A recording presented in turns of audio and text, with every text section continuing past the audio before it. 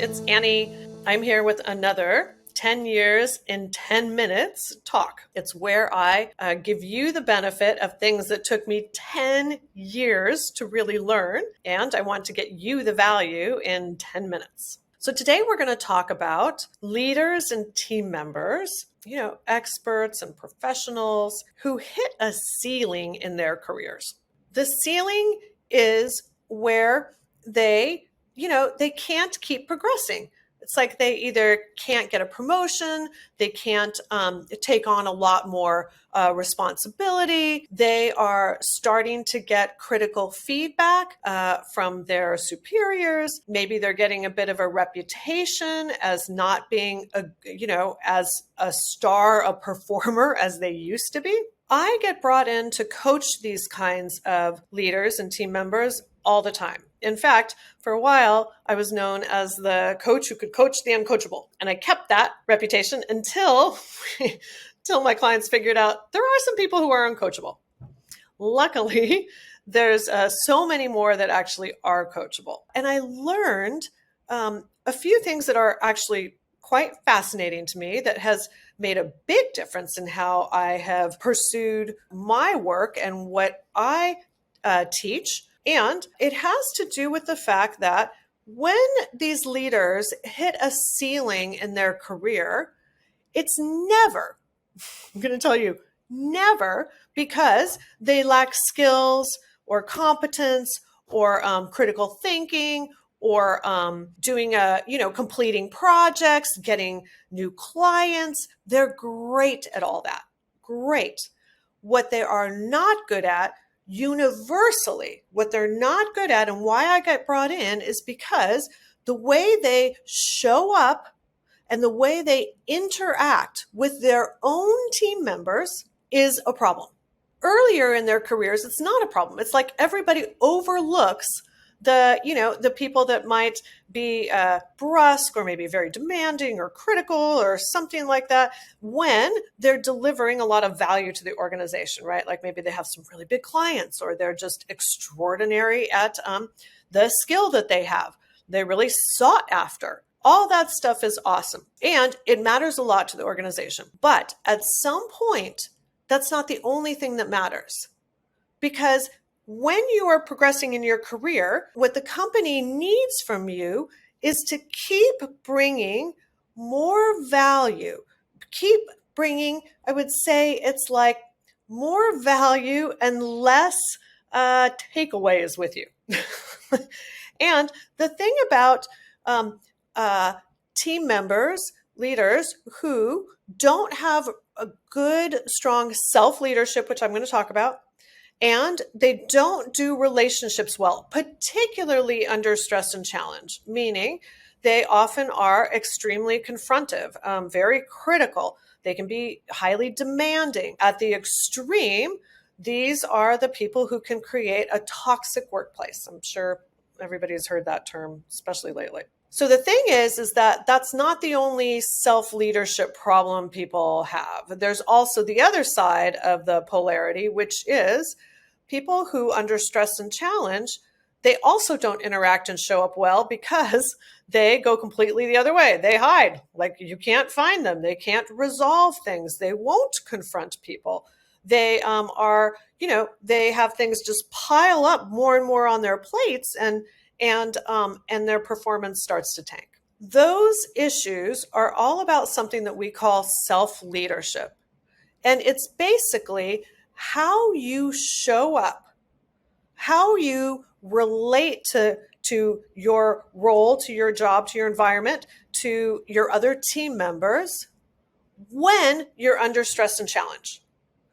And that is the thing to most know. That we're not talking about just how, people cruise through easy days.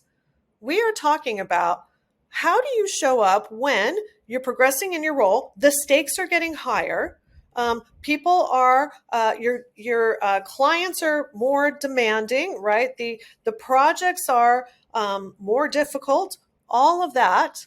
How do you show up so that you still interact well with others, you still are taking the most effective steps towards getting results.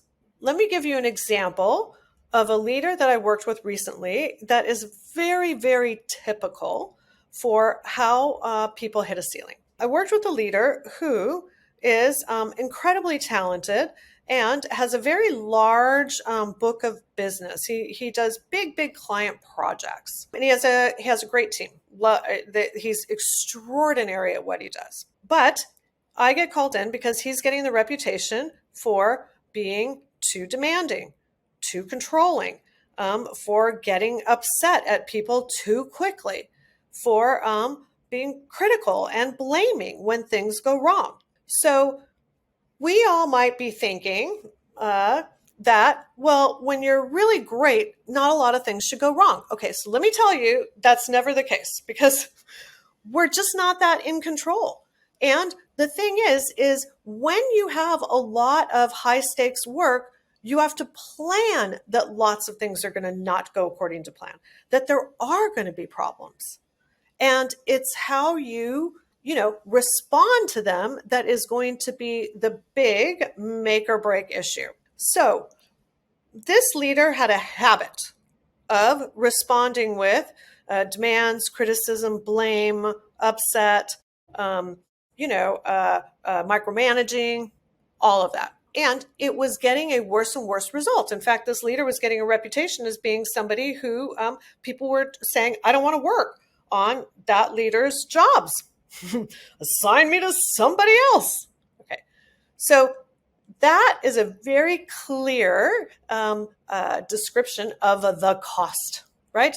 Like, what if you knew that what you were doing was just not going to get the result? And this is ultimately how I work with these leaders, because it's like they're thinking, but I need to get this job done, and I need to get it done now. And if I don't, I'm going to have an unhappy client. And if I have an unhappy client, they're not going to give me work next time. And maybe they'll ask for a discount this time. All kinds of issues that these leaders are worried about, for sure. Okay. So here's the thing. Interacting with people from a place of blame, judgment, criticism, demands, micromanaging, it doesn't work. It backfires. Not only do you not get the results you need, but now you've created additional problems that you need to repair or resolve. And so what we need from these leaders is that they are able to pause when they get triggered to know, wait a minute, this isn't going to work.